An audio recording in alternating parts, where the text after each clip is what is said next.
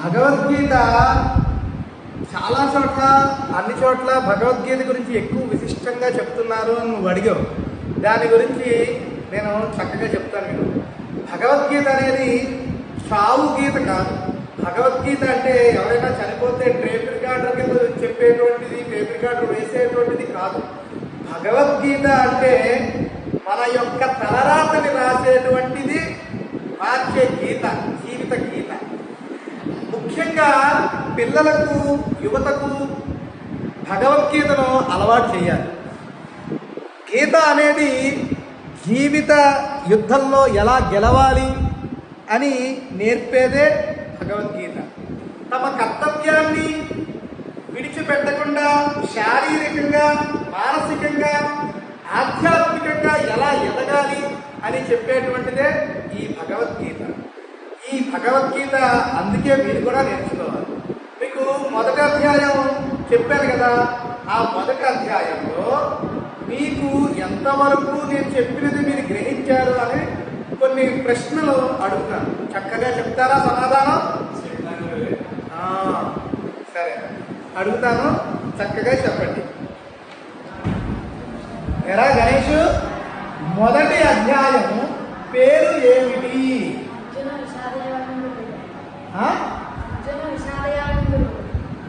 చాలా చక్కగా చెప్పావురా. భగవద్గీత ఏ పదంతో ప్రారంభమైంది? ధర్మక్షేత్రే కురుక్షేత్రే సమవేతాయుత్సవః మామకాః పాండవాశ్చైవ కిమకుర్వతి సంజయ అని శ్లోకంతో మొదలైంది. అబ్బా, బాగానే గ్రహించావు తేజ. ఇప్పుడు మహాభారత యుద్ధం గురించి చెప్పాను కదా. మహాభారత యుద్ధంలో మహాభారత యుద్ధం ఏ ప్రదేశంలో జరిగింది చెప్పు గణేష్.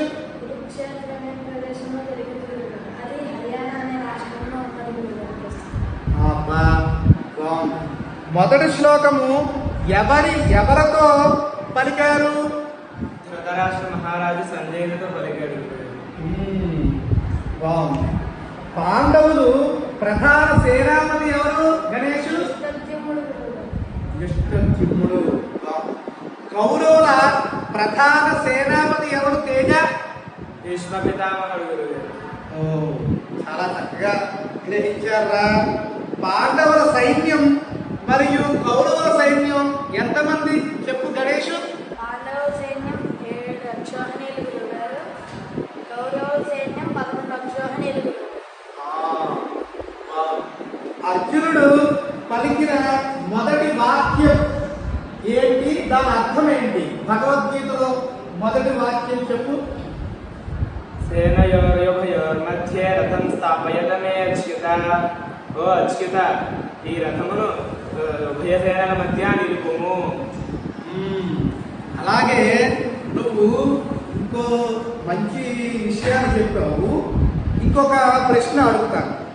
మహాపురుషుల్లో వారు యుద్ధానికి ప్రారంభం ముందు ఏ శంఖాలని పూరించారు చెప్పు నువ్వు తేజ.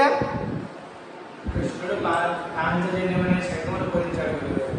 అర్జునుడు దేవదత్తం అనే శంఖమును పూరించాడు గురుగారు. ధర్మరాజు అనంత విజయం అనే శంఖమును పూరించినాడు గురుగారు. భీముడు పౌండ్రం అనే శంఖమును పూరించినాడు గురుగారు. నకులుడు సుఘోష అనే శంఖమును పూరించాడు గురుగారు. సహదేవుడు పుష్పకం అనే శంఖమును పూరించినాడు గురుగారు. ఇప్పుడు చాలా చక్కగా చెప్పావురా. మొదటి అధ్యాయంలో మొత్తం ఎన్ని శ్లోకాలు ఉన్నాయి చెప్పు. 47 శ్లోకాలు. నకాంక్షే విజయం కృష్ణ నచ రాజ్యం సుఖాని చ కిన్నో రాజ్యేన గోవింద కిం భోగైర్జీవితేన వా. ఈ శ్లోకానికి చక్కనైన అర్థం చెప్పు తేజ.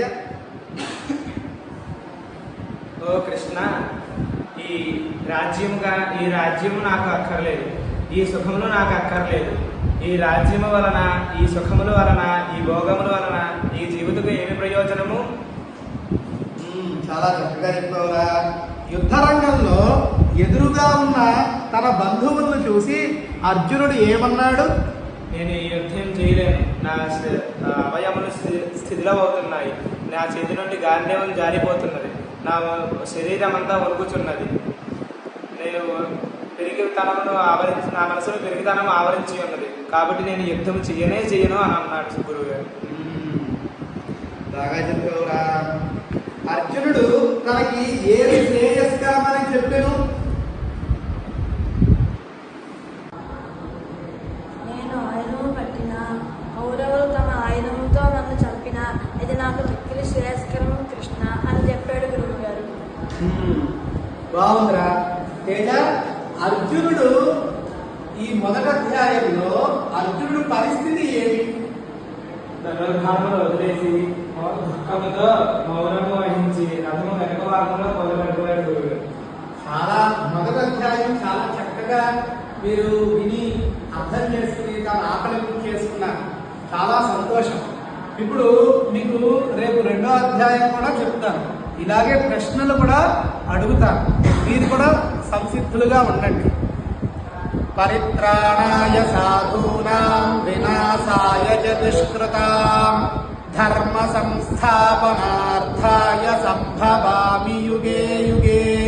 గీతా సుగీతా కర్తవ్యాః కిమన్యే శాస్త్ర విస్తరైః యా స్వయం పద్మనాభస్య ముఖ పద్మాద్ వినిస్పృతాః. ఓం నమో వాసుదేవాయ.